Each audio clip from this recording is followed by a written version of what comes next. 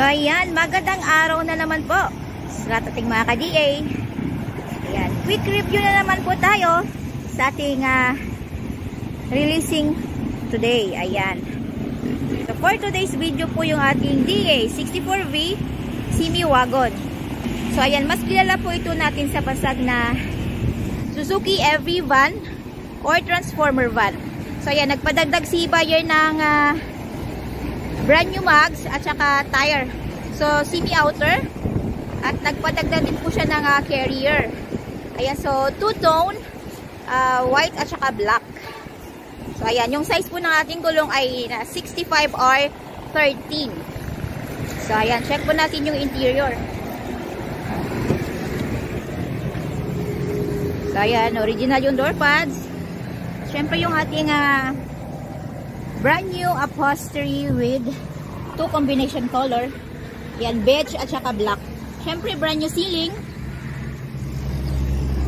So ayan. So start natin.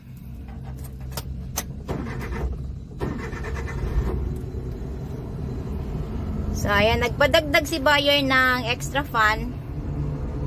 So siyempre dashboard. So yung ating LCD touchscreen at saka backing camera. So 7 inches po yan. So syempre with aircon, nandito yung aircon button. Ayan. So yung adjustment ng blower. Ayan. So malakas.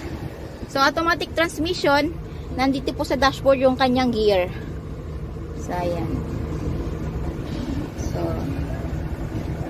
So mayroon siyang coins box dito.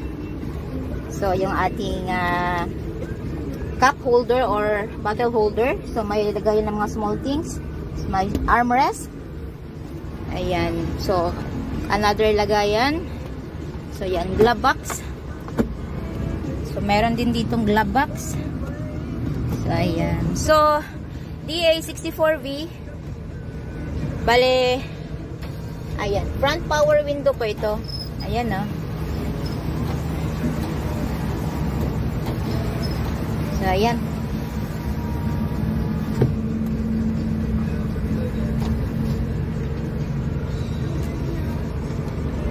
So check pa natin yung kanyang second row at saka third row. So ayan po. So tatlong pedal. Ito po yung ating ginagamit pag once nakapark na po yung ating sasakyan at kung gusto po natin ng double safety, engage po natin ito. Huwag lang po natin kalimutang i-release ito pag gamitin po natin dahil maaari po niyang sirain yung ating transmission at saka makina. So brake at saka yung accelerator. So ayan yung ating second row, captain seat. So yan, naku-fold din po ito. Yan, dito hinilay natin tsaka fold. Ayan. Ayan, balik natin. So mayroon po din po siyang armrest, same time lagayan po ng bottle holder or cup holder. So ayan, brand new matting, I mean. So nandito po yung kanyang spare jack, I mean jack wrench sa loob. So yung ating child's lock, unlock. Ayan, lock. So ayan.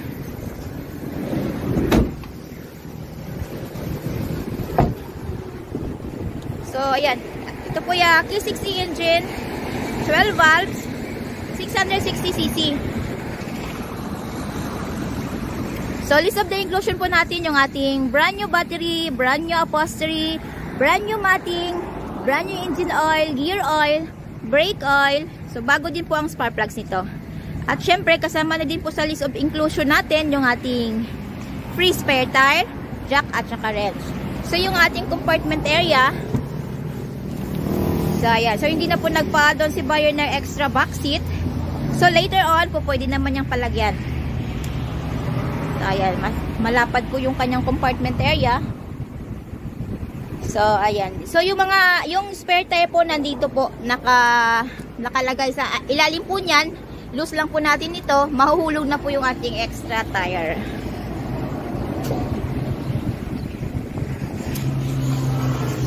Okay. Ayan. available po tayo sa made-to-order basis. We require as low as 25,000 pesos na down payment para po masimulan namin ang inyong mga unit. At ang balance, upon unit pulled out. Ayan, so upon unit pulled out po, kasama na din po doon yung ating original OR and CR, which is directly under buyer's name as first owner sa Pilipinas. So less hassle, less worry po dahil nakapangalan na po sa atin yung ating mga unit. So, ayan. So, syempre, may pagkakataon kung pumili sa buyer ng kanyang paboritong kulay. And we use unsulfate material para po sa long-lasting shine ng ating mga unit. So, ayan, nagsiship din po kami nationwide. Port to port lang po tayo. At syempre, yung ating shipping fee, shoulder po yun ni buyer. So, ayan. So, ang ating unit today is bound to Digos. Ayan, ano pa pang hinihintay natin? Come and visit us at Kilometer 11, Catalunan Pequeño, Davao City. At maaari din po nyo kaming kontakin through our Facebook page, Raihan Megjudosya Trading, at R&R Surplus Multicabs and Trucks. At maaari din po nyo kaming tawagan sa mga numero na nasa inyong mga screen. So, ayan, tara, subukan natin.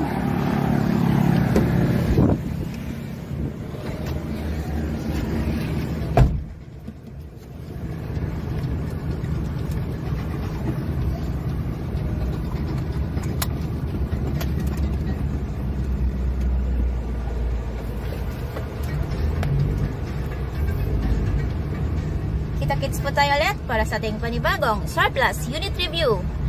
Same place, same channel. So stay tuned lang po tayo. Maraming salamat po. Mag-iingat po tayo lagi.